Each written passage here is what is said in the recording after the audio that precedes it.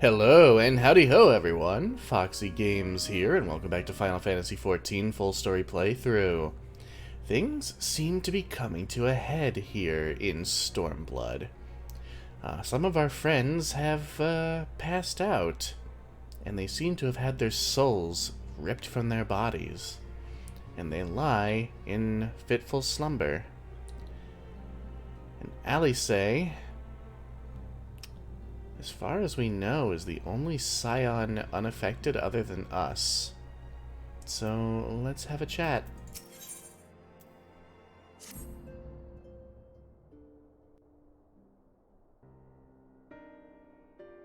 I'm glad you've come, though I'm afraid there's little in the way of good news. After you left, we reached out to both the Alchemists Guild and Stillglade Fane and attempted all manner of treatments. But the results were always the same. Whatever the answer is, it's not alchemy or conjuring.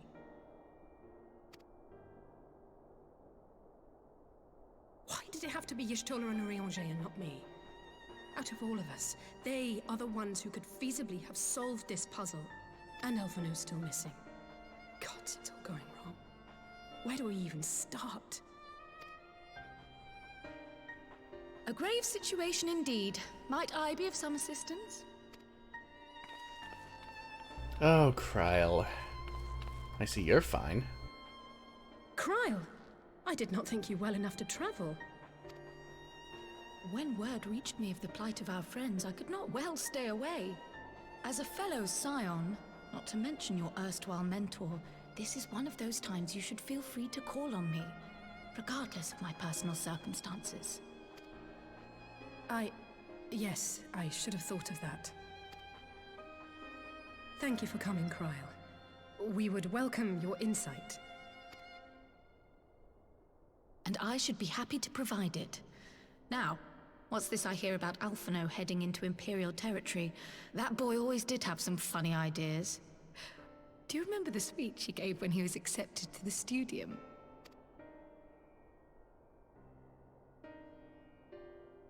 My life's goal is naught less than the salvation of this star.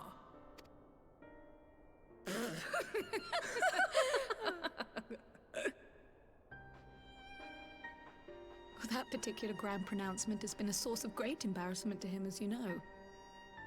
But the fact of the matter is, he meant every word and has lived his life accordingly.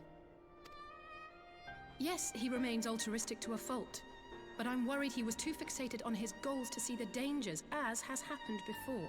I like the Crystal Braves. You needn't be so concerned.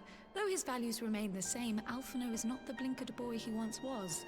Slowly but surely his eyes have been opened, thanks to a certain someone. A certain someone whom he'd be mortified to learn had heard about his little speech. Mum's the word, eh?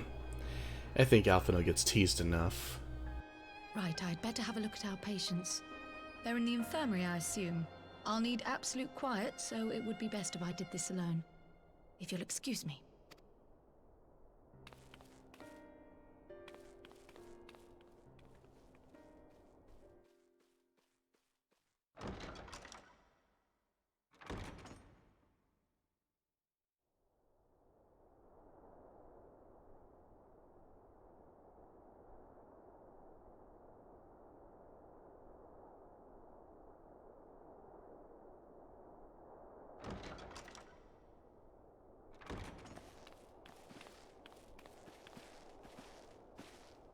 All three are in fine physical health. At a glance, I would say they were merely sound asleep. Except for the fact that I couldn't sense the slightest trace of them in their bodies. It's as if their souls have taken leave of their physical forms. Ah, yes. The Elder Seedseer made a similar observation. I've read the report. When you heard this mysterious voice, you described feeling as if you were somewhere else, yes? If we assume the ether which comprises your essence is being drawn to some other place, then it may be possible to follow the trail it leaves behind, just as we did in our search for Thancred. I wasn't around for that, but I can't imagine it was easy. Oh, it wasn't. But that's no reason not to try. I will have need of Master Matoya's crystal eye if I'm even to make the attempt. So I suggest we pay her a visit.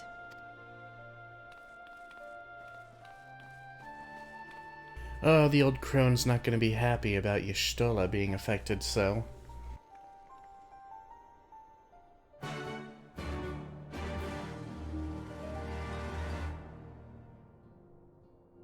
But we have no choice.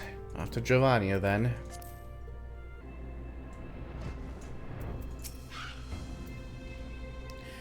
Please do keep Alphino's little speech to yourself. He can be awfully sensitive at times. Oh, don't we know it. I'd heard Master Matoya was something of a recluse, but this seems extreme. Still, I'll happily overlook her eccentricities if she agrees to help us. I mean, you won't really have a choice. Because she sure isn't about to change.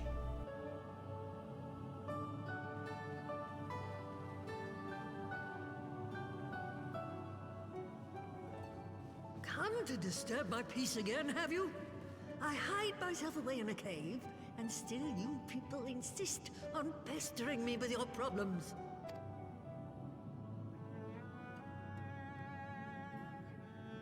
Oh, I mistook you for young what's-his-name, but I see now you're the sister. Weren't you supposed to be the lively one? I've seen happier faces at a rain-sodden burial.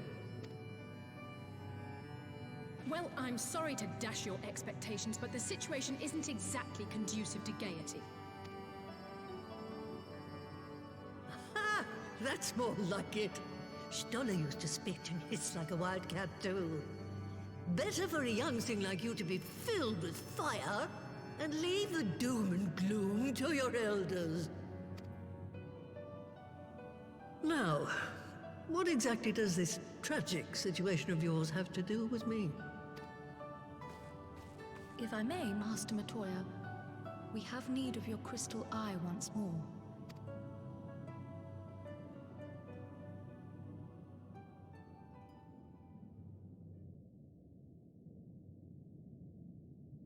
And Stoller is one of the afflicted, is she? Very well. She may be an ungrateful stray, but she's my ungrateful stray, and I'll not see her buried before I am.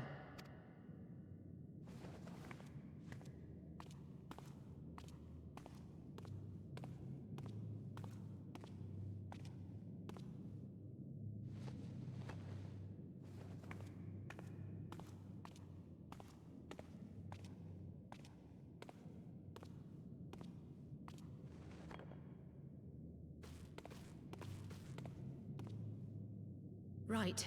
Let us see what we can see. I'll begin from where our friends first fell, and cast my senses out from there.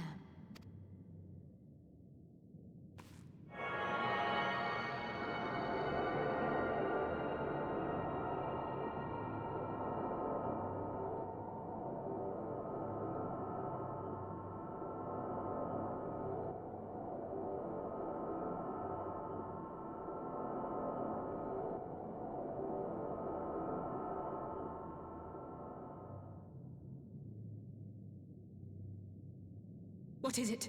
Did you find them?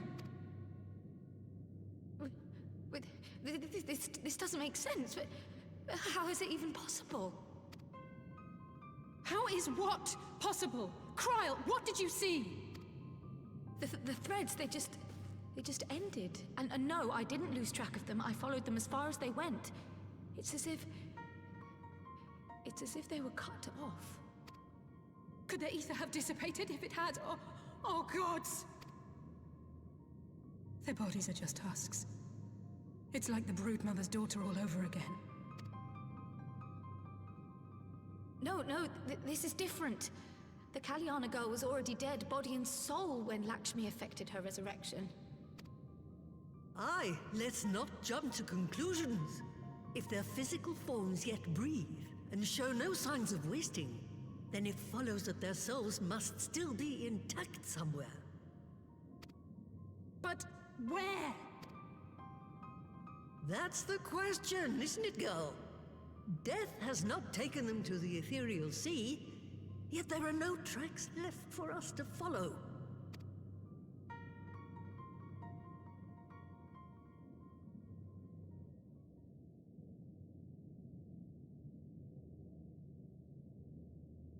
We're no closer to an answer than when we started. But knowing their souls are still out there is progress of a sort. We just have to keep looking. Pray, excuse me a moment. Yes? I remember, but... What, to Ala Mhigo? We're on our way. That was Lee's. Apparently, a group of Populares have defected to Ala Mhigo, and Maxima, the envoy Alphino left with, is one of them. I'm sorry. I realize we've barely begun here, but... Go, child, go! You've made up your mind, and life's too short for dithering. I'll do some digging in the meantime and see if there isn't some other method we could use to continue the search. Let's be off then.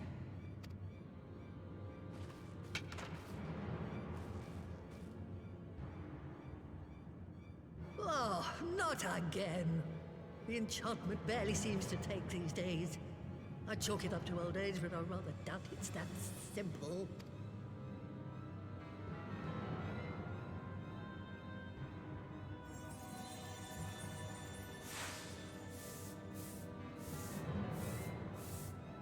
Before they took ill, Y'shtola and Urianger were sharing notes on a thinning of the ether. It seems to be happening all over. Does it now? And here I was, all set to blame my woes on that creaking mountain of refuse clogging up the Thaliac. I fear something has gone awry. Still, there's naught to be gained from starting in shadows. You can only do what can be done, and that but one thing at a time.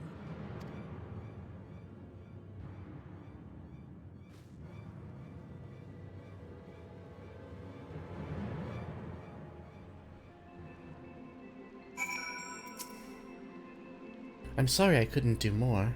I've never seen a soul's thread end so abruptly before. So that was the woman who tamed Y'shtola.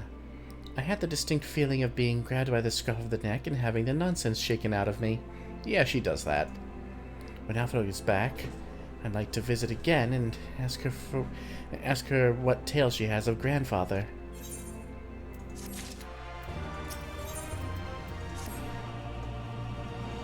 I almost can't bear to hear what Maxima has to tell us. But it can't be bad news, can it? Lise would have said, unless... there's no point in speculating. Lise said she'd notified the guards of our coming, so we should head straight to the palace gate in the Ala Mhigan Quarter. And I'll be praying for good news. Learn what you can about Alphino's plight and leave the search for our friends' lost souls to me.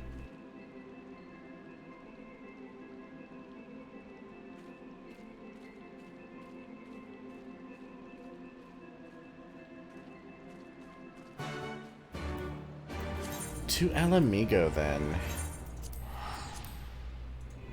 And hopefully to Alphino.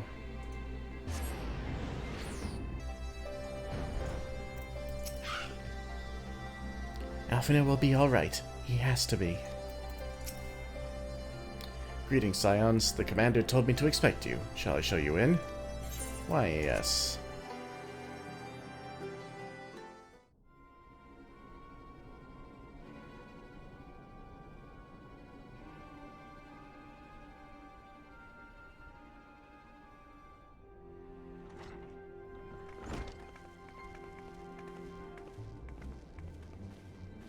I'm sorry to drag you halfway across the realm, but when Maxima mentioned Alphino, I thought you'd want to hear the news in person.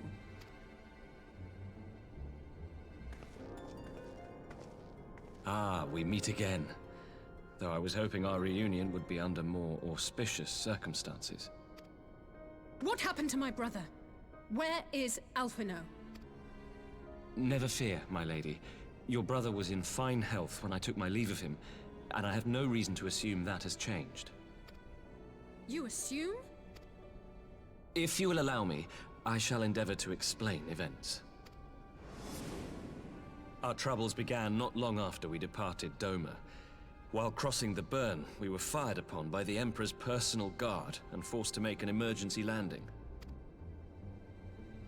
As we stumbled from the wreckage, our attackers fell upon us again, and we would have perished there and then were it not for the intercession of a third party, a band of mercenaries whose leader claimed to pursue a vendetta against the Ascians. This Shadow Hunter, as he styled himself, then escorted us out of the wastes to relative safety. Upon arriving back in civilization, I gathered my Populares colleagues and prepared to flee the Empire. Master Alphino, however, declined the invitation to join us, preferring to continue his investigation into the Ascian threat. Well, at least he's not lying in a heap in the burn. Tell us more about these Ascian hunters. Who are they? And is Alphino still with them? He is. As to who they are, I'm afraid I have nothing to tell you. Beyond the fact that they root out and destroy Ascians, they were unwilling to divulge anything which might serve to identify them. They would not even reveal their next destination.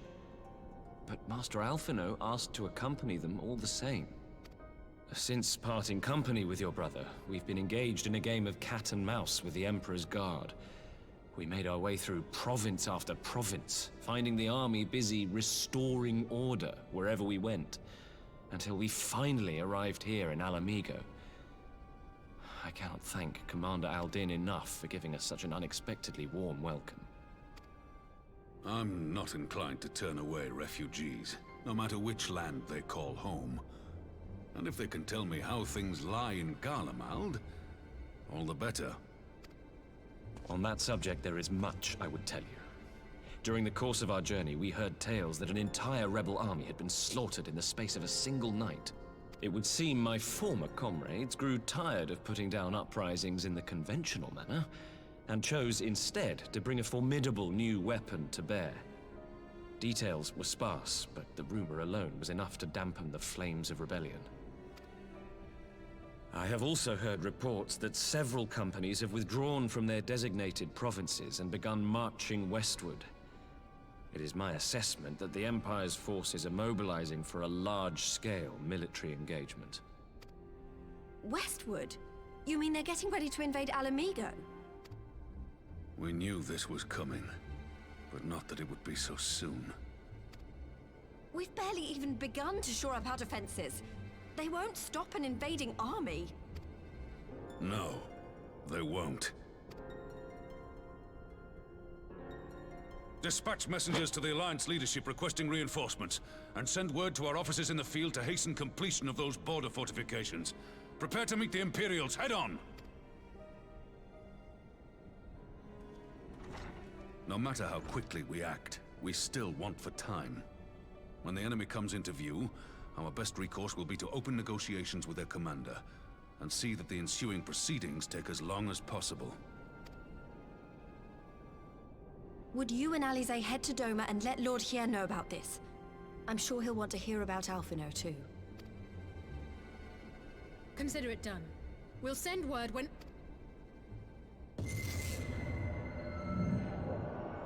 Untold sorrow must be changed.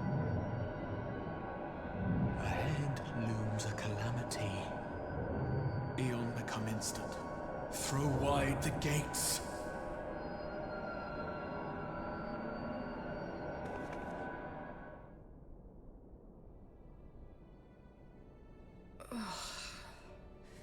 You heard it too. Well, at least we're both still standing. Oh, thank the gods. I thought we'd lost you for a moment there. Why does this keep happening? I wish I knew. Nothing we've tried has brought us any closer to an answer. We'll keep working on it. But first, we need to go and see Lord Hien.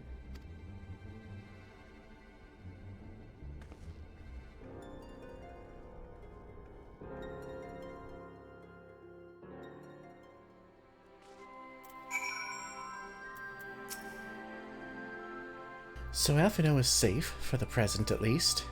Now all we need to worry about is a full-scale Imperial invasion. I'm actually glad Lys tasked us with visiting Lord Hien. Better to be dashing from place to place than sitting around stewing over things we can't change. To the Enclave. That's a good point. Idleness will only let our worries fester. Ooh, there's a lot of people here.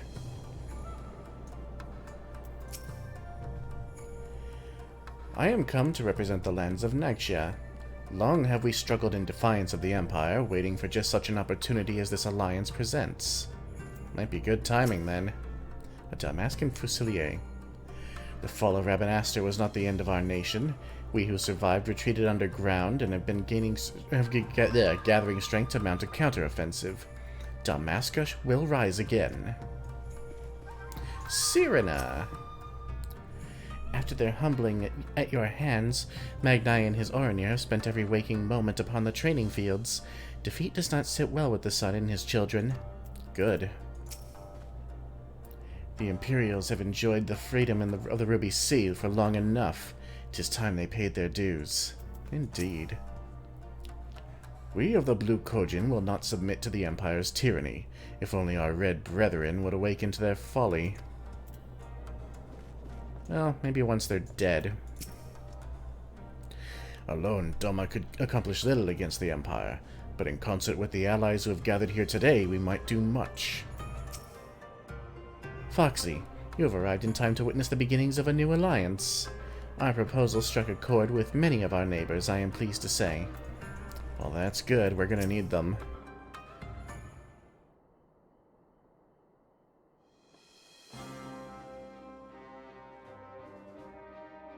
Greetings, my friends. I was just discussing future endeavors with the members of our newly formed alliance. The Kojin and Confederacy you already know, and it was your own strength of arms that won us the cooperation of the Steppe tribes. We have also been joined by our neighbors from Nagxia and the indomitable citizens of Dalmasca, though the scattered nature of the latter's resistance will somewhat delay their official introduction.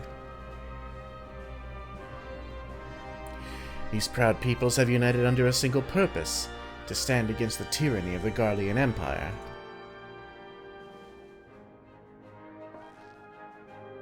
I'm glad to see your alliance is coming together so swiftly. As things stand, I fear we shall soon have need of your strength.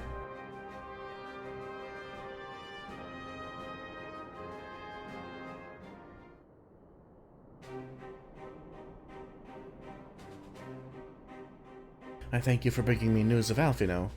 His fate is never far from my thoughts, and not only because he is our emissary. As for this sudden deployment of Imperial forces, I agree that Ala Mhigo would be wise to shore up its borders with all haste. Every report we receive from our shinobi indicates a massing of troops in the western provinces. It seems all but certain that the Empire is poised to bring its fist down upon Eorzea. And I would help deflect that blow, but I cannot risk sending reinforcements just yet. We will remain vulnerable to airborne assault until our wall in the burn is in place. The all-important Allagan energy barrier. The energy barrier, yes. I thought to call it something more auspicious. A name drawn from the four Lords of Legend, perhaps. Seiryu's Aegis or some such. Well, just a thought.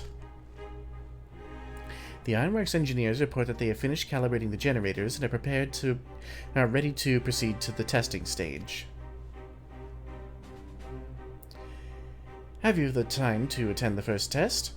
You've seen the field which protected Azisla firsthand, and I would be interested to hear how you think ours compares. Sure, why not? I'll come too, if you don't mind. Though I am no Y'shtola, I might be able to offer some insight. Of course. Time being of the essence, it would be best if we made directly for the burn. Yugiri, I leave you and Hakuro to bring the War Council to a close. Understood. Your mounts are saddled and ready, my lord. Wear the storms.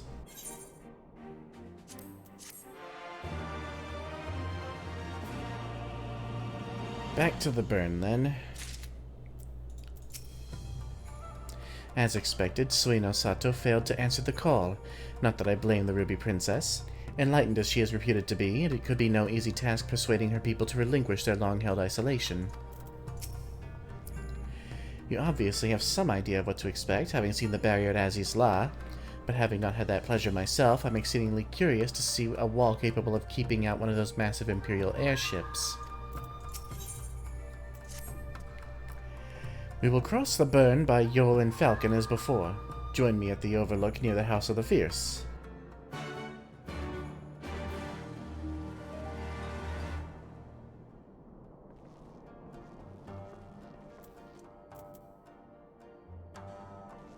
Oh dear.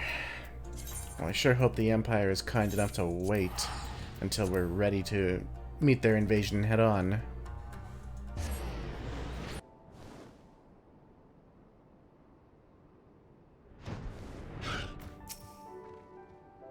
Let us pray there are no sandstorms brewing out there.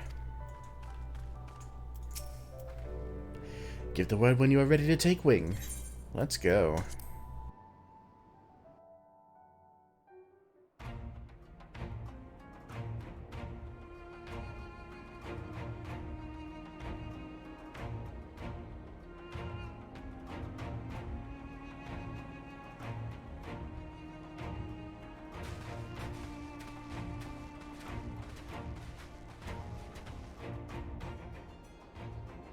It seems the engineers have matters well in hand. Should the barrier work as we intend, Doma will be free to reinforce her allies in Ala Mhigo without fear of weakening her own borders. Honored friends, the time has come to put your hard work to the test. Start the generator.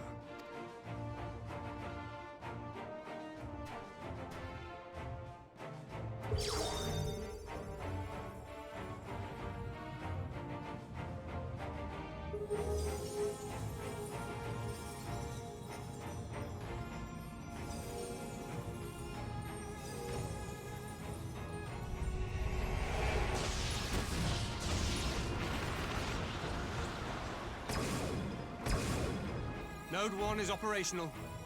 Nodes 2 to 8 are reporting similar energy levels. The barrier is forming.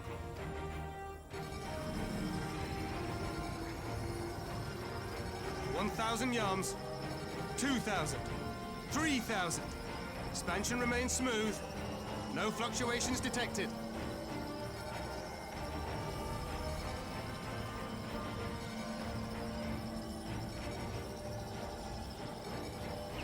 4,000, 5,000. Target altitude reached. The barrier is holding steady at 5,000 yards. We've done it.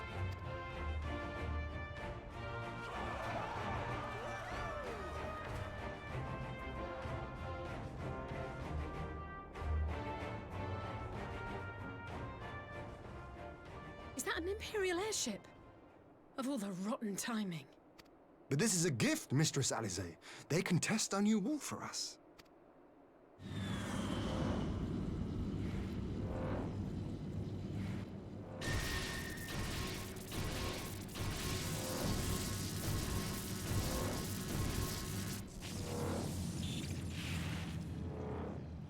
Seems solid enough, though I was hoping for a fireball.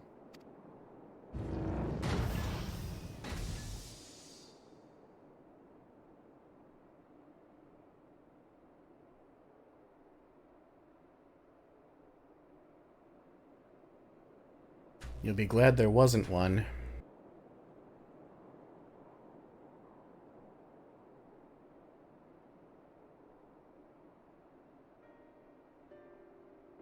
By the gods, it's Alphino. What are you? Let me go! He has my brother! Lower the barrier!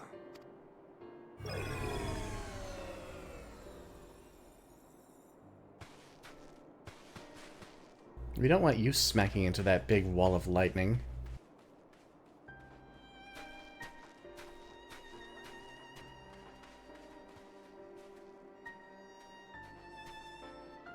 Be at ease, girl. The lad is not dead, merely locked in slumber. No, not him too.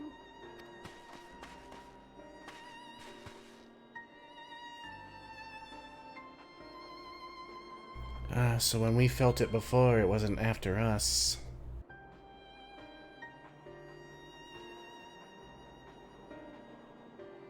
We could identify no cause and found no remedy. Thus I sought to return him to Doma, and into the arms of Lord Hien himself, it would seem. It is a day for fated reunions. Would you not agree, adventurer? Or should I address you as the Warrior of Light?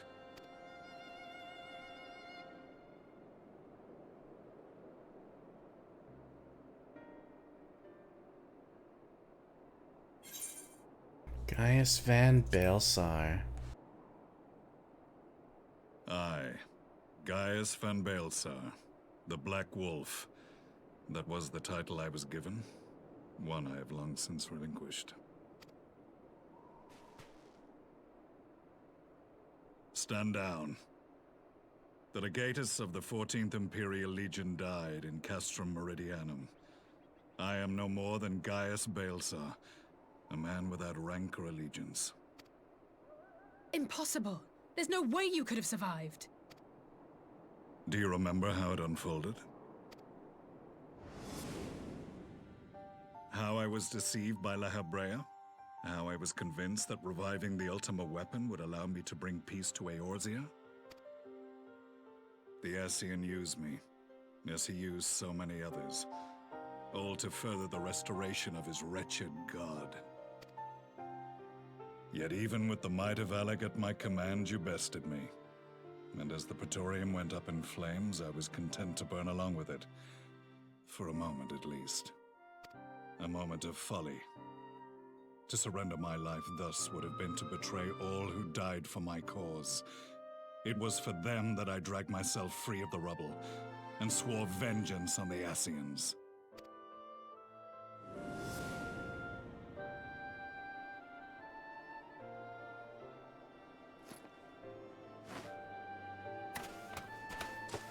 The Black Wolf has shed his pelt, never to return to Garlemald or her legions. I live now only to exact revenge.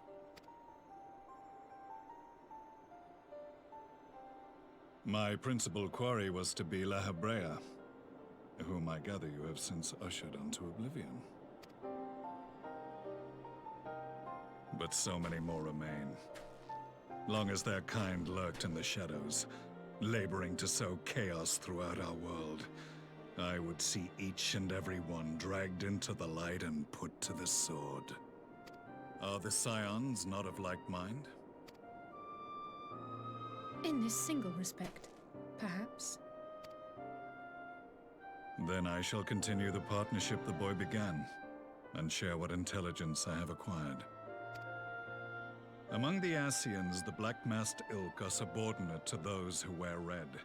This you already know. Yet among the Red there exists a hierarchy. Those set adrift with the shards clearly stand below those still joined to the source.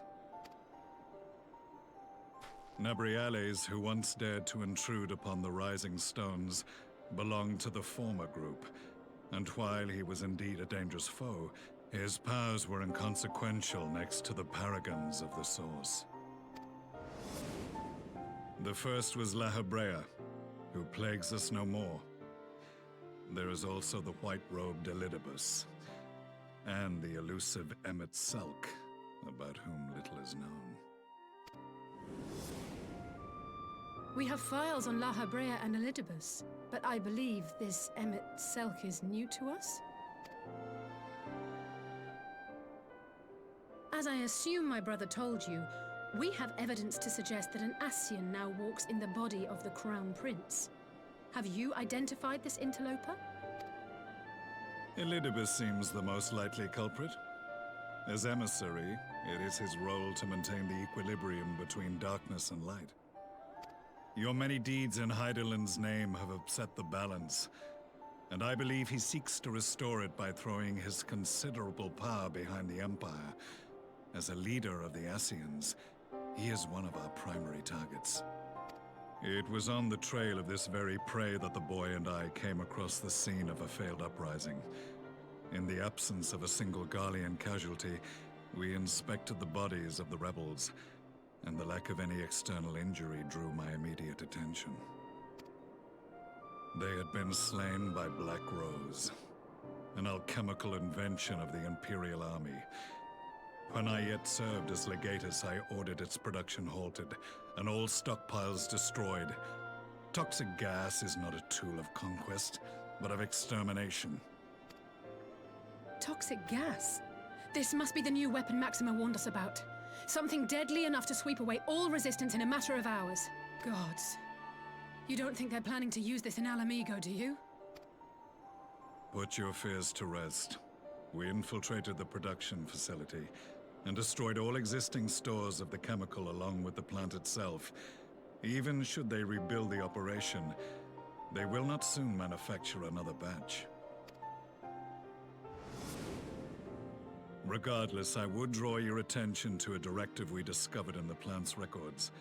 The document was marked with a recent date and authorized with the signature of one Zeno Galvus.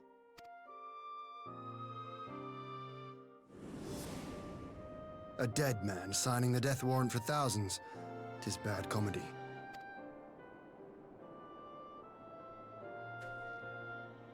But the tale does not end there. Within that same facility was a chamber filled with devices of elegant design. Cloning technology, we realized. And what should we find in each and every incubator? But a young Emperor Solus.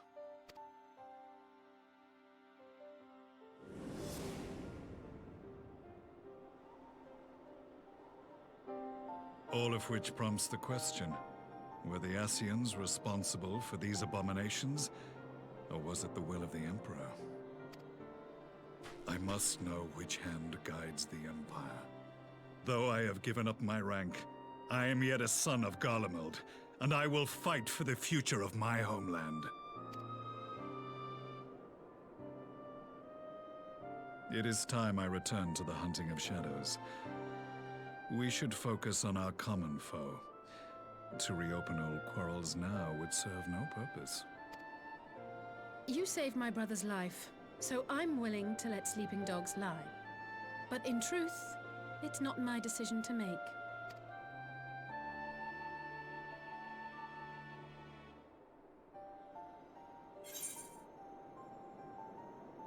You know, Gaius might have tried to conquer Eorzea, but in his mind, he was doing what was right. We didn't have a handle on the beast tribes, and they kept summoning icons. There are more important matters at hand.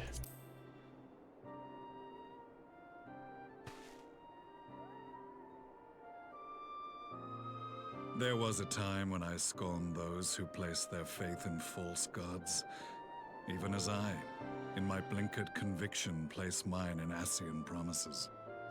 Unlike yours, my strength of will and my restraint was found wanting. We shall meet again, warrior of light. At the very least, he's no longer a threat. And he may yet prove to be a valuable ally, in time. So that was the infamous Black Wolf. An unexpected ally, to say the least.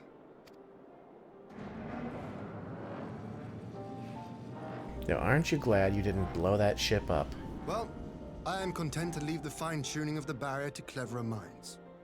Let us bid our friends from the Ironworks farewell, and see what can be done for Alphino back in Dorma.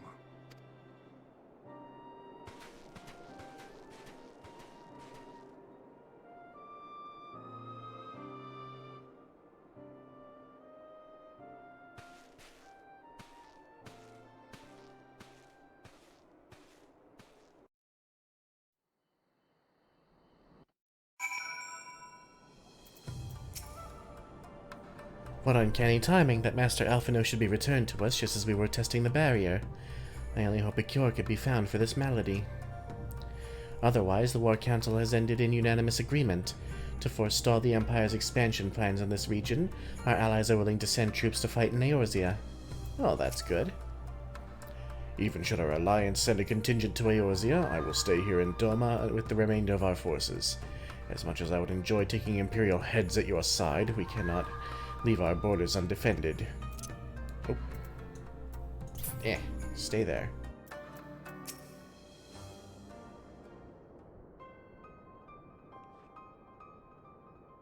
Alphino is safely ensconced in a private chamber. My finest healer is examining him as we speak. No, you won't find anything. I've spoken with the physician, and there are no outward signs of illness.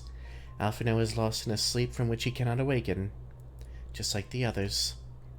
It seems that even the lands of the Empire were not far enough away to escape that cursed voice. I share your frustration, Alice, I do. But Alphino has returned to us alive and otherwise unharmed. All that remains is to find the means to wake him. Until then, you can but fulfill your duties as a scion. Yours and your brother's both. You're right, of course. There are arrangements to be made, and little time to make them. To business then, my lord. Now that we know Seryu's wall works as intended, can we expect reinforcements for Ala Mhigo? You most certainly can. As promised, we will send troops to bolster our allies in Eorzea without delay. Pray be aware, however, that they will not arrive without delay.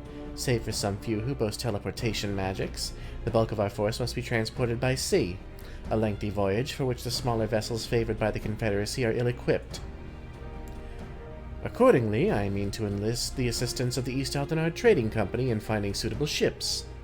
As for navigating the distances in question, we are in the happy position of being able to call upon those who plotted the course for my people's exodus to Eorzea.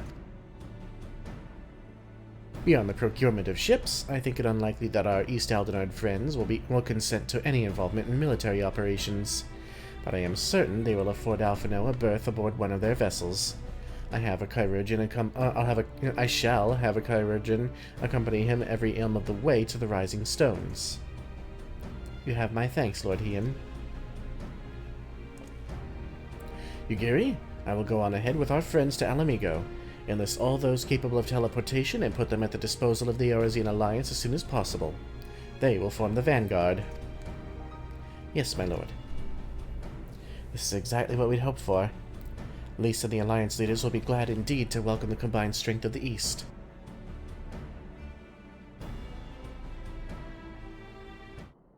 Well, looks like we're gonna need it.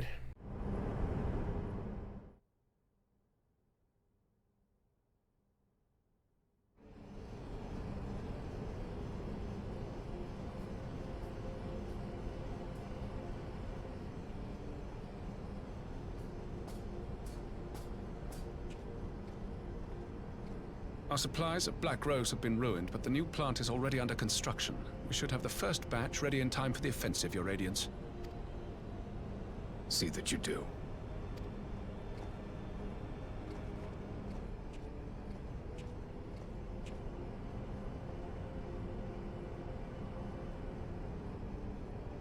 Ah, yes, the infamous Black Rose. If I recall correctly, Gaius did not much care for the invention.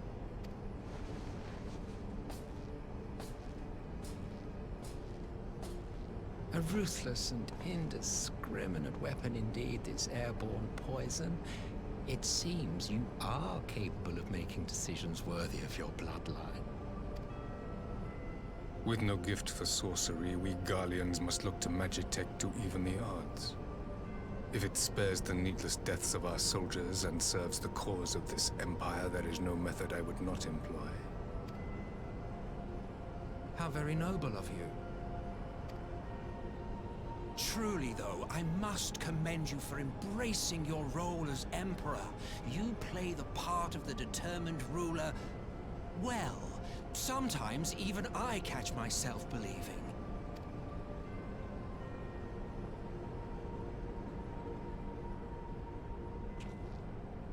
A silent agent of death. Now that I think on it, Black Rose may well possess the perfect aspect. Slowly but surely, the deluge of light has worked upon the ether here in the source, and the gas should be most susceptible to its influence. So that might explain the thinning of the ether. Well, I shall leave you to your own devices. Go forth and bloody the land with your grand and glorious war.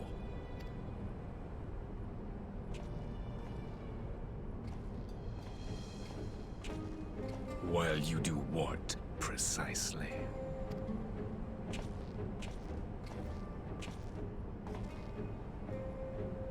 Need you ask? I will be doing what all Ascians do. I am well aware that your kind exists only to usher in the next calamity. But you seem oblivious to the harm your singular agenda causes to the Empire. You cannot have forgotten the events which followed your mortal demise.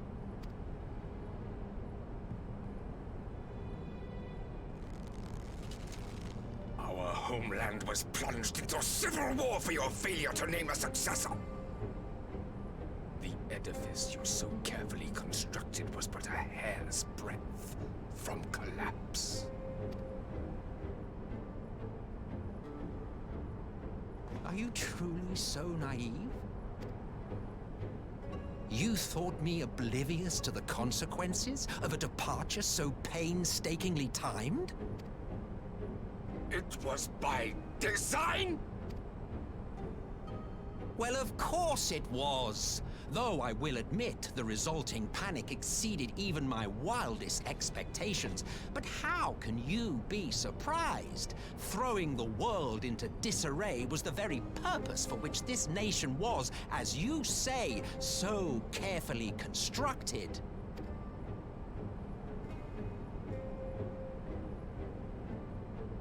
Now, if you have no further questions, I must be on my way. Since we may not meet again in this lifetime, it would be remiss of me not to offer a word or two of gratitude. I really must thank you for this surplus of vessels. I can mold any host into my own image, but having bodies tailor-made for me in this fashion is so much less tiresome. You dabbled in elegant cloning techniques, yes? It certainly is a compelling, not to mention entertaining, field of research. And of all the options available, you chose the Founding Father on whom to experiment. You have a twisted streak to you, Varus, like grandsire, like grandson, hey? If events play out as planned, this will become something of a family enterprise. You will be the capstone of this world, I the anchor and shard, and together we will give the lie to this star's fraudulent existence.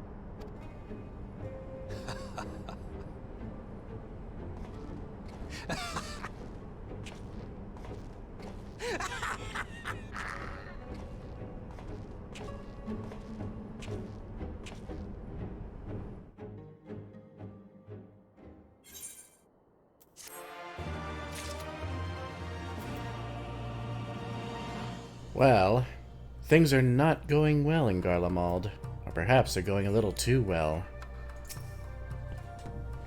Come, let's return to Lys and share the good news about our Far Eastern reinforcements. Go on ahead, Foxy. I will join you in Ala Mhigo with our advance party as soon as I can.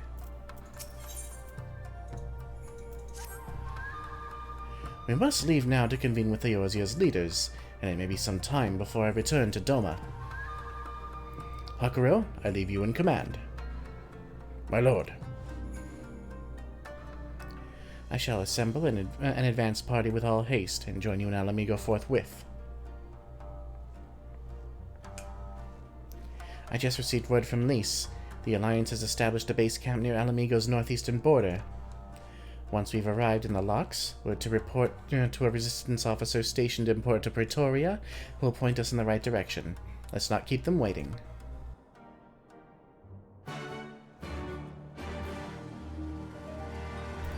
Things are coming to a head. I say that a lot, I realize, but they kind of are.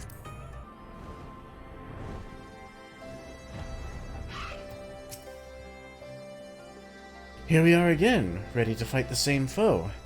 Yet I would not be anywhere else. This conflict concerns us all. Come what may, we cannot allow the Empire to regain its grip on Ala Mhigo. Here, I think we've found the guide Lise mentioned. Ah, you must be the Scion party I was told to look out for. If you'll follow me, I'll take you directly to the Alliance headquarters. Let's go.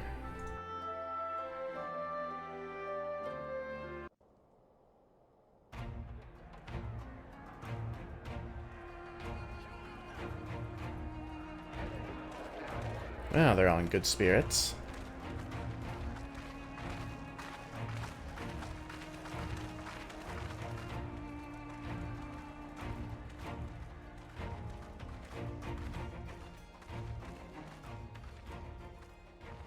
Welcome back, you two. Greetings, Lord Hien. Glad you could join us. Glad to be here. I would have come sooner, were our own defense is not in question, but I am pleased to report that our soldiers are assembling for deployment to Ala Mhigo as we speak. We're grateful for your support. Thanks to the efforts of our allies, it won't be long before we've established defensive positions on this front as well.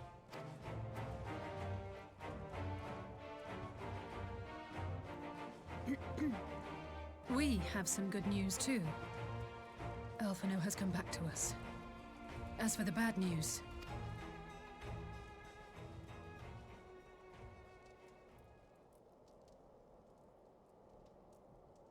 So, Alphino won't wake up, Gaius van Baelsar is alive and hunting Ascians, and the Empire is planning to poison us all with toxic gas. Does that sound about right? Ordinarily, any one of those things would have left me in shock. But the way things have been lately, it's all starting to seem pretty normal. Getting back to your report, are we sure this Black Rose is the weapon Maxima was talking about? It fits the description. And it seems we have Alphino to thank for sparing us an early demonstration of its effectiveness. I have a feeling this won't be the last time his bravery in the Empire will serve us here in Eorzea. The threat of an unknown weapon has had us all on edge.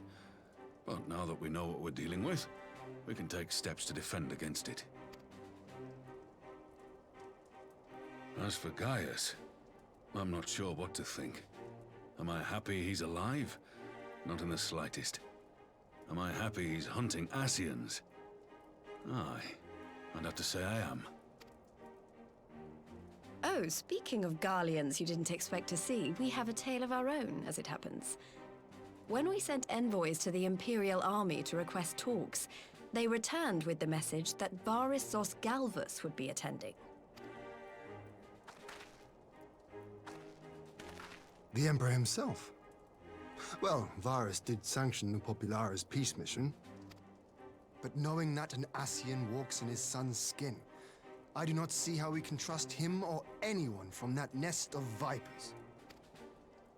The Alliance would proceed with negotiations regardless, if only to give ourselves more time to prepare.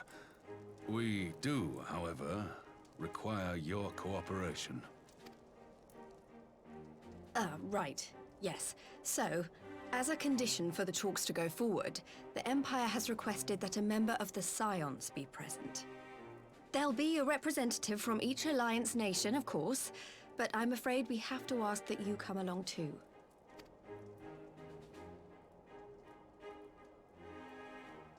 Gods, Lise, you know how much I hate politics. But then, what choice do I have? Alphino and the others aren't going to do it. Very well. I shall attend as the Scion's representative.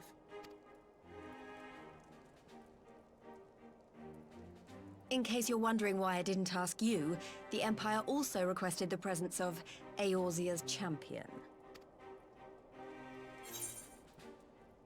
I'll be there.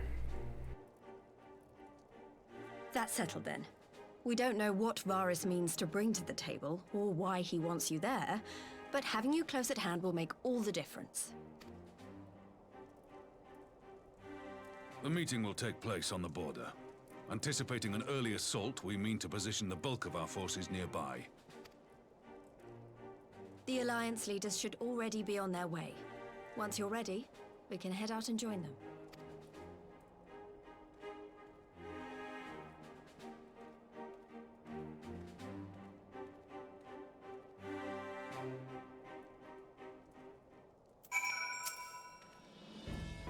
Is Emperor Varus enthralled to the Asians? That is the question.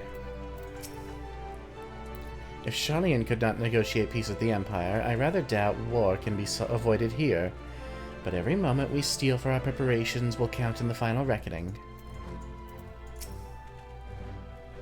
Should the Empire decide to ignore the rules of parley, we could be fighting far sooner than we'd like. Keep your weapons close. Well, I don't suppose it's polite to keep an Emperor waiting too long, shall we? I guess so.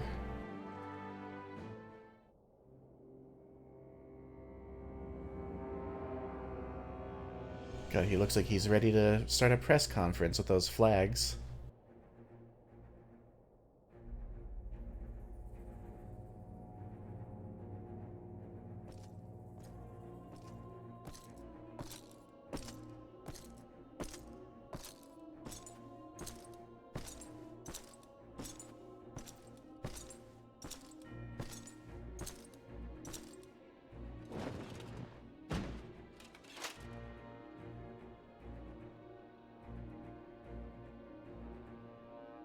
Esteemed representatives of the Eorzean Alliance, on behalf of the Garlean Empire, I thank you for inviting me here today. As this parley was convened at your request, I invite you to speak first. Very well, Your Radiance. I, Nanimo Ulnamo, 17th in the line of Ul, should be pleased to oblige you. As recent events in Ala Mhigo and Doma have made plain, the subjugation and exploitation of neighboring nations is not a sustainable policy. Should this day end in war, you may very well defeat us, but you will never extinguish the people's desire for freedom. Though it may not be in our lifetime, there will be another revolution, another war, and the cycle will continue.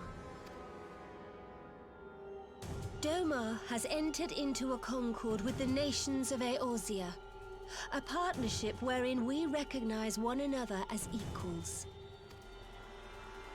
Garlemald could be afforded similar treatment. You need only set aside your ambitions and join us in paving a path towards peace.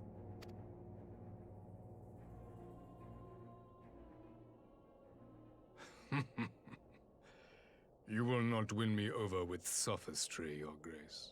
As you know only too well, this alliance lacks the strength to keep the peace within its own borders. Even now, your struggles with the Beastmen continue unabated. Divided, you sow this fertile soil with the seeds of your differences and reap naught but discord and chaos for your trouble.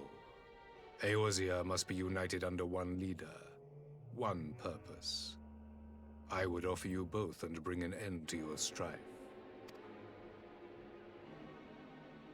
With all due respect, Your Radiance, the only thing that you offered the people of Ala Mhigo was fear and hopelessness. The citizens of Doma can also attest to the meager arms of Imperial rule. There is no purpose to be found in a life of oppression, each day more uncertain than the last. Our people are willing to die for their freedom. A great many already have, and countless more will, if we don't put an end to this madness here and now.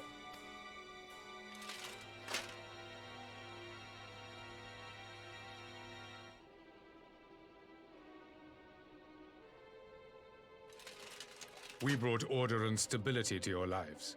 This madness and bloodshed is of your own making. You broke the peace, not Garlemald. Peace. Order. You kill our peoples, despoil our lands, take everything that is ours.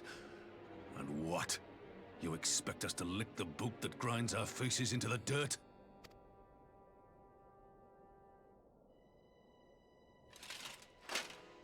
I expect you to weigh the costs. To recognize that countless lives have been lost on both sides in pursuit of a greater good, and to not squander all we have achieved in a fit of petulance.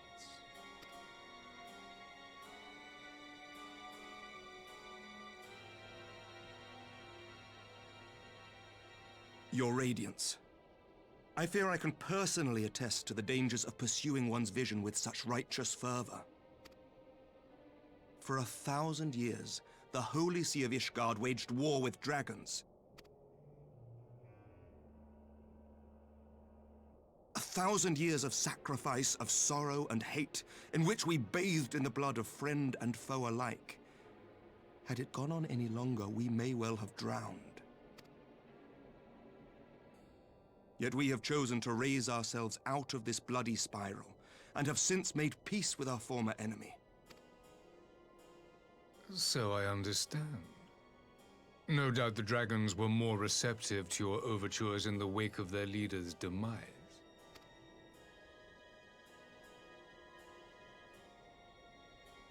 You speak of peace, yet use war to achieve it.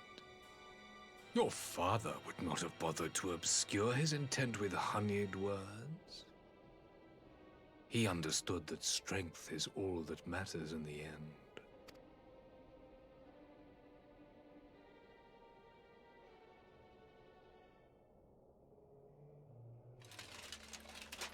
Without his clarity of vision, I can but wonder what will become of Ishgard and her people.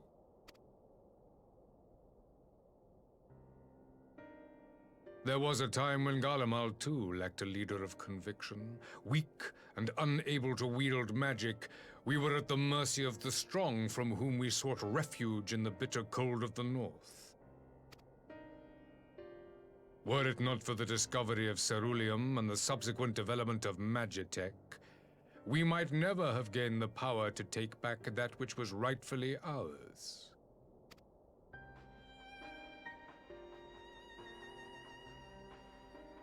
You speak as if your people were the first to have been driven from their homes. Limsa Lominsa was built by wayward souls in search of a place to call their own. On the shores of Vilbrand we found it, and from those humble beginnings did we grow and flourish. And all without robbing our neighbors of their liberty.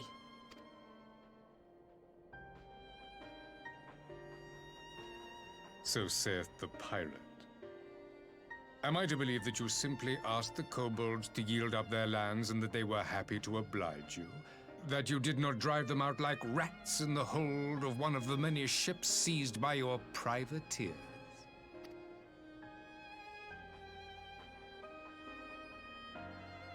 I will concede that after centuries of exile, reclamation may be mistaken for invasion. Nevertheless, it is not. And those who till stolen soil have no right to object when cast out in turn.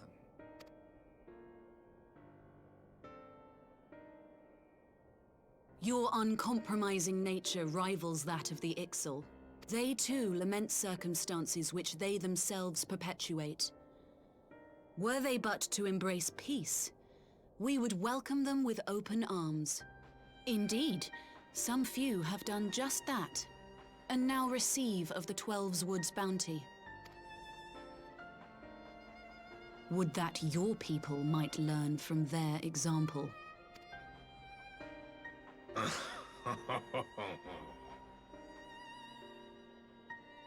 You dare compare us to the Birdmen? You who thought to invoke the 12 and threaten all of creation?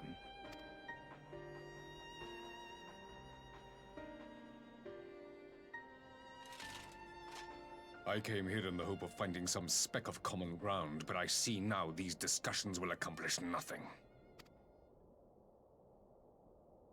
Despite what you people may believe, I am not wont to choose the sword over the olive branch. 'Tis but a pity men are loath to accept one without first being shown the other.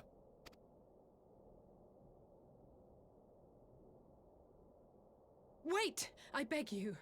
This meeting was supposed to be a chance to find a way forward together, not to bemoan the missteps which brought us here. Please. If you truly consider violence a last resort, there must be a way we can come to an agreement.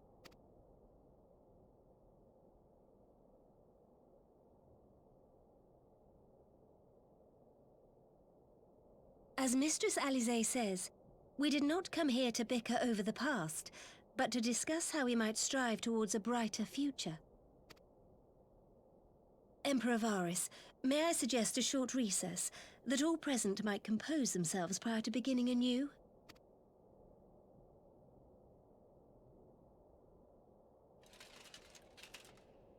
Very well. I pray this intermission will suffice to move these talks in a more constructive direction.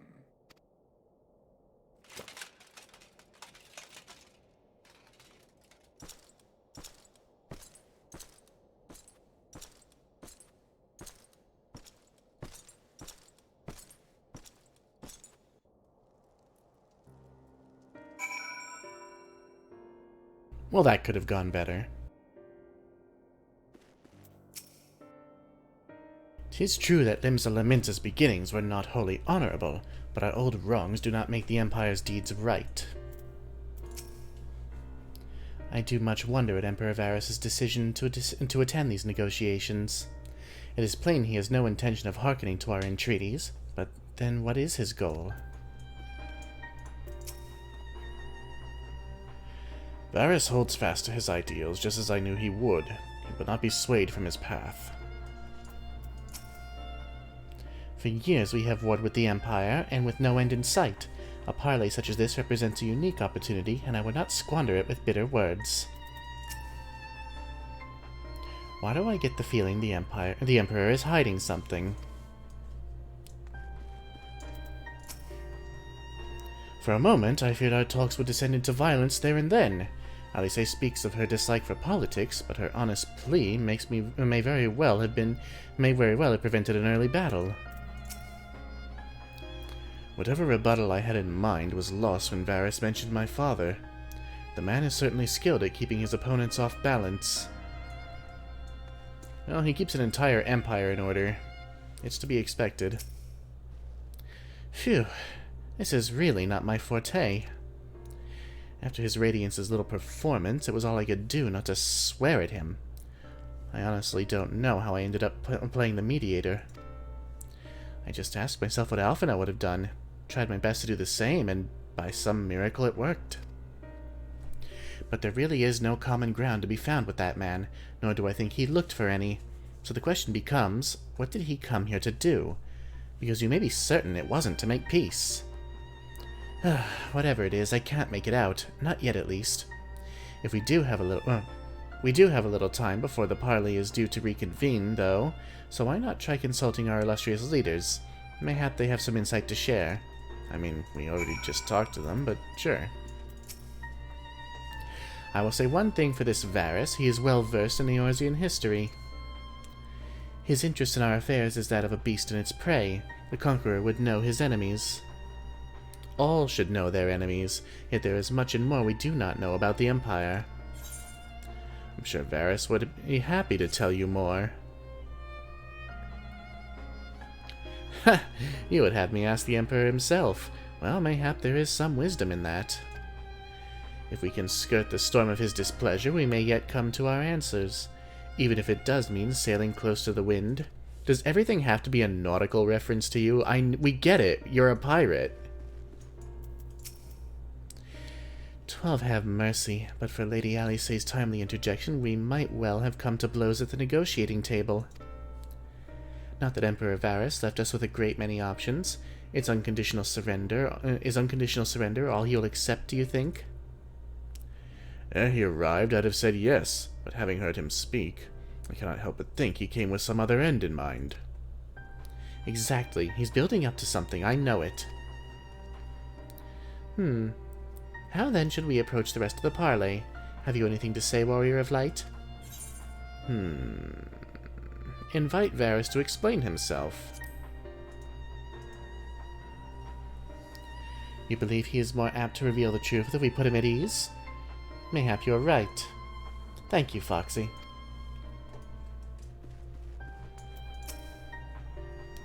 This parley was never like to bring peace, but I had hoped to learn something of Emperor Varys' relationship with the Ascians. As had we all. Yet if he is in league with them, he is not like to volunteer the fact, and if he is not, how much weaker would his position seem for their presence? If we are to broach that particular subject, we will need to be subtle. Would that I knew more of the man. If you would indulge me, Lord Hien, you received an imperial education, did you not? Is it true that the Emperor's will is considered absolute? There is no higher authority in all Garlemald, nor else in the heavens, come to that. Veneration of the gods is forbidden, the only worship permitted being that of His Radiance's own person. That sounds suspiciously like a religion in itself. I share your disdain for their hypocrisy. Even as they denigrate the idea of faith, they revere their leader with a fervor others resolve for the divine. 'Tis a flaw common to much of the doctrine they fed us, logical on the surface perhaps, but contradictory upon closer examination. I wonder if a discussion of the various discrepancies might prompt Varys to reveal something. Well, we can only try. You've spoken with everyone then? Good. Now all that remains is to await the pleasure of the Emperor, and hope we fare better at the second attempt.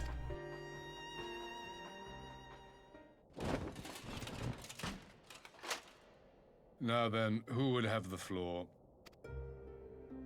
Before we resume, I wish to offer you an apology.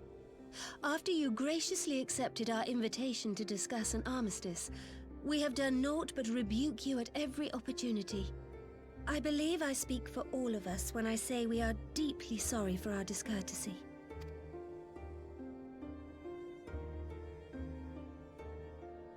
I'll admit your familiarity with our affairs surprised me, and served to remind me how little I know of yours. I think all here can understand the desire to reclaim one's homeland. But why expand further? That is my question. If I may, the answer can be found in the Imperial doctrine they took great pains to impart to my people. Recognizing the threat icons posed to the world, Solus Zos Galvus decreed that they were to be eradicated. To this end, he began a campaign to unite all lands under the Garlean banner. Or so we were taught. Yet the Emperor only reached the burn, the Barrens said to have been laid waste by icons, after conquering all the lands that lay between. What is more, I am quite certain the practice of summoning was not nearly so widespread in the days before the Empire's founding. When you put it like that, it all starts to sound like an excuse, doesn't it? But to distract from what? Why are you really waging this war?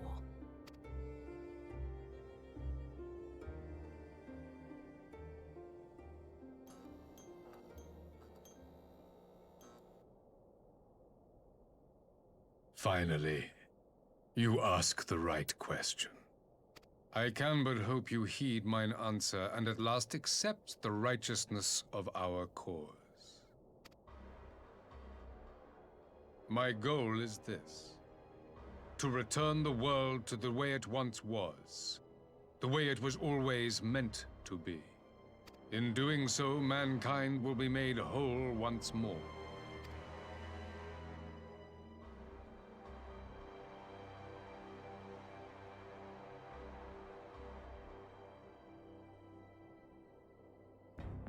No longer will we suffer from the dissension born of our differences. There will be but one race, a perfect race, as we were when time began. What in Rulga's name are you talking about? I am talking about the origins of this star, of the source and its 13 reflections. At the instant of the Great Sundering, 'twas not only the world that was shattered, but mankind itself.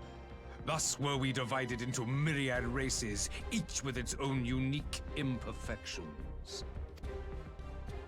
That is why man looks upon his neighbor and feels fear and hatred, why he wages war, why he kills his brother. You all in your own way have proven as much today. The peace you seek is but a fleeting solution to a fundamental problem. One which calls for more drastic measures. To bring about everlasting peace, our worlds must be rejoined. That is the goal the Empire would see realized. The glorious future unto which we shall one day shepherd mankind. A rejoining of worlds? I have heard this tale of the Source and its reflections before. Are these not the selfsame desires as the Ascians? Emperor Varys, do not trust in their words. They will lead you to your doom. My father thought to use them, but in the end he succumbed to their temptations. He embraced summoning like so many other pawns before him. Do not tell us you mean to do the same.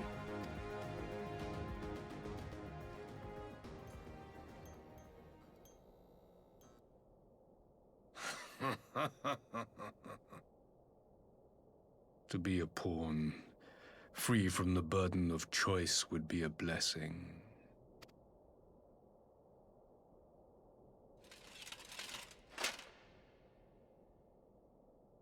But I forswore that privilege the day I learned that the Garlean Empire was built by the hand of an Ascian. What?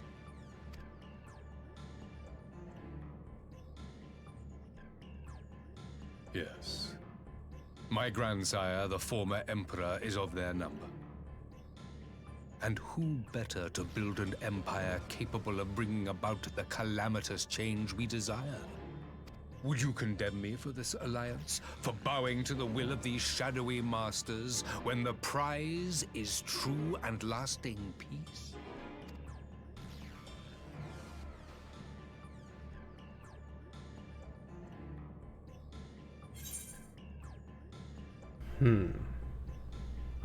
Your prize is a lie, your master's demons. I come not to conquer, but to liberate. To free man from the prison of divergence. Imagine a world united. One perfect race beneath a single standard. An army before whose might these servants of darkness and light would fly as leaves in a storm, never again to meddle in man's affairs. We would be the masters of our own fate. I bid you join me, not as subjects of Garlemald, but of a new nation. And together we shall win freedom for ourselves and generations yet unborn. You want to trigger another half-dozen calamities? You can't be serious!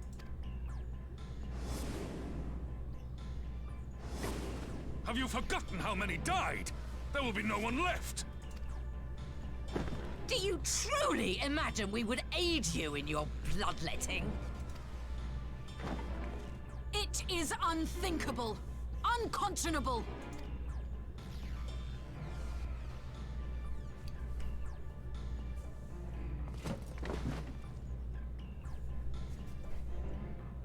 And what is the alternative?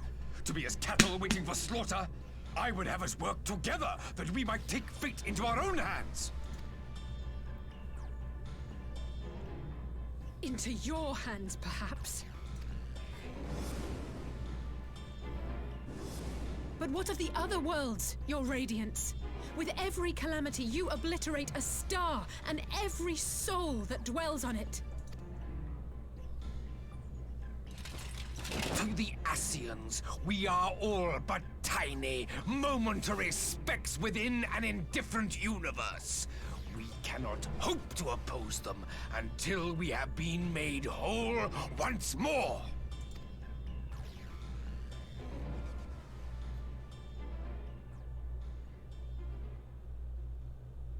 Are these truly the words of Garlemald's ruler? The flaws and foibles which you so abhor are what make us who we are. Every nation, even yours, Emperor Varys, is made whole through the combination of these imperfections, the strengths of one compensating for the weaknesses of another.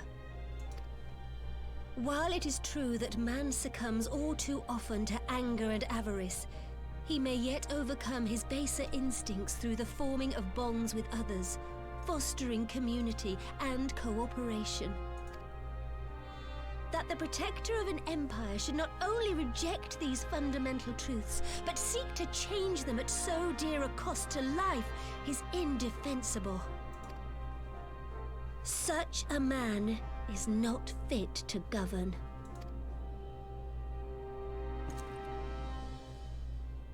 And you, warrior of light, would you refuse me as well? Naturally. We can defeat the Ascians as we are.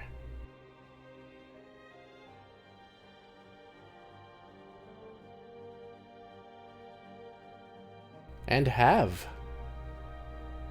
In the past. It would seem the Alliance is of one mind on this matter.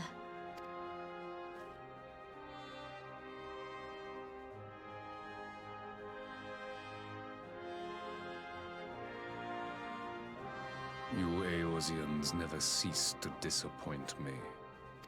Though I suppose I have only myself to blame for expecting more from savages.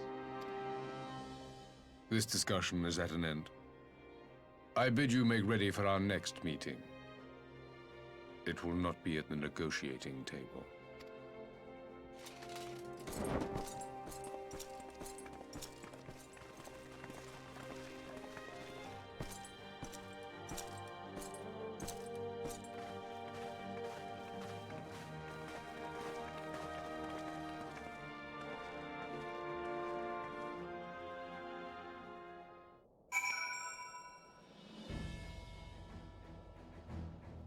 You know, I can't help but feel like he knows he's wrong in a way.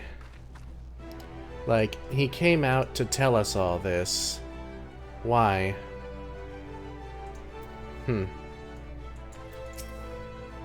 His grand plan is to bring about more calamities? This is insanity. This madman must be stopped at all costs. We suspected Ascians meddled in the shadows of the Empire, but the truth is far beyond my wildest imagining. At least now we know the face of our enemy and need not hesitate to strike at its heart. I'm glad we arrived in time to aid the battle. Though our vanguard may be small, these few are our chosen elite, the finest warriors of the Far East. Just, what, 3 of you? Nah, I'm sure there's more. The Empire exists to wage war, and war it shall have. But its vast armies pour in like the tides themselves. This could very well be the greatest military threat Eorzea has ever faced. The Ascians are terrible beings indeed, that they would found an entire nation to further their dark designs. It would seem that the Empire's history is as sinister as Ishgard's own. The Temple Knights have deployed in full strength. Eorzea's future is Ishgard's future, and our fates ride upon the outcome of this conflict. Now that we have learned the Emperor's true purpose, war has become an inevitability. 'Tis times like these I curse my own uselessness in battle. Ah, that's alright, you've got Pippin. My first engagement is Flame General, and it is a full-scale war with the Empire. I feel some measure of nervousness, of course, but I swear I will make Father proud in the battles to come. Merylwyn? It makes a twisted kind of sense that the Empire is built by the Chaosbringers themselves. The revelation yet rattles me. But now that we know our enemies are one and the same, we have a target upon which to unleash the full force of the Alliance. Send me to the front lines, if you please. We'll give the Imperials a taste of the Maelstrom's cannons, not to mention my axe. Mistbeard rises again. I refuse the Emperor's words with all of my being. What justice is there in an ideal that demands the sacrifice of so many? I was born in the Empire, but I will never serve the Emperor. Only the Seedseer commands my loyalty. We never know this guy's name. Like, he's just the Keeper of Entwined Serpents, but he's apparently very important to Kane Senna. I came back to find Doma's advanced party ready and waiting for battle. So, as worrying as our little chat with the Emperor was, it did buy enough time for at least some of our allies to arrive. That's all we could have hoped for, apparently. Varys has made up his mind.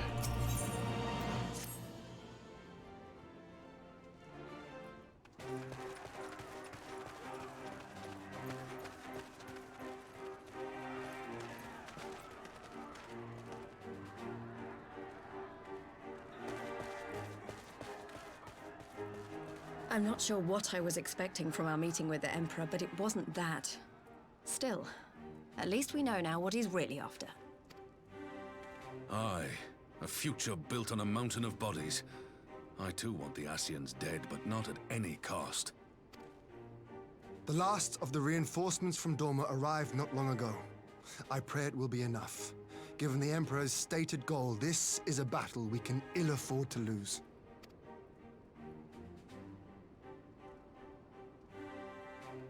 If the Garleans come in force, we may not have much say in the matter, even with our combined strength. We knew from the first that the odds would be against us. But if there is even the slightest chance of victory, we must do everything in our power to seize it.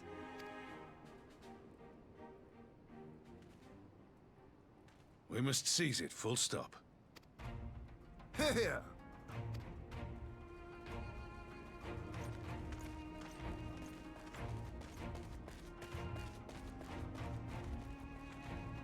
The two of you are to join an irregular unit and support the main host. I won't bother asking if you're minded to fight. After coming this far, how could I not? And for once, there's no one around to countermand me. Not that they would. Not even my brother. But we all know who really make the difference. Ready to frighten some Garleans? Verily. I wouldn't want to be on their side. Robon. Might I ask you to accompany the Dorman contingent? They are strangers here, and your presence would do much to raise their spirits.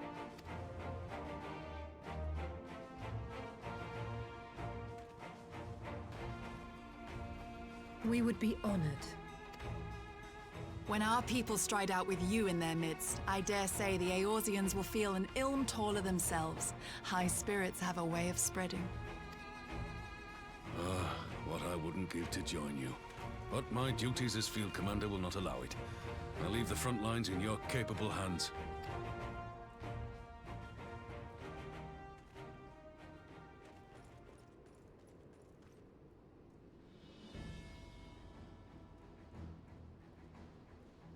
Comrades, ready your arms. The hour of battle has come. May the crystal guide us to victory!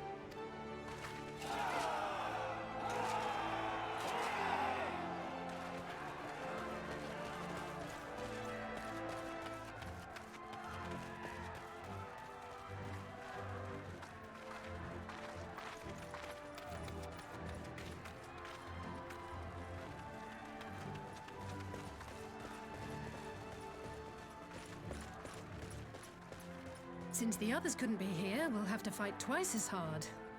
If Alphino wakes to find the Imperials have won, I shall never hear the end of it. It's strange. I thought I would be terrified when the fighting started. I should be terrified. But with you at our side, I can't help feeling everything is going to be all right. So please, don't you dare leave me alone. Oh, Alice.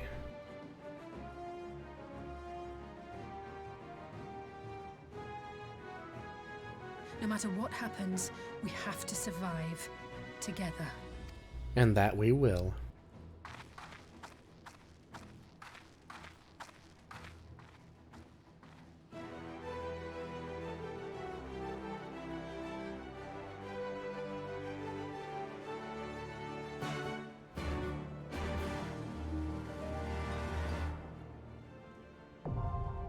The Gimlet Dark is now accessible. We ride into battle against the Garlean Empire.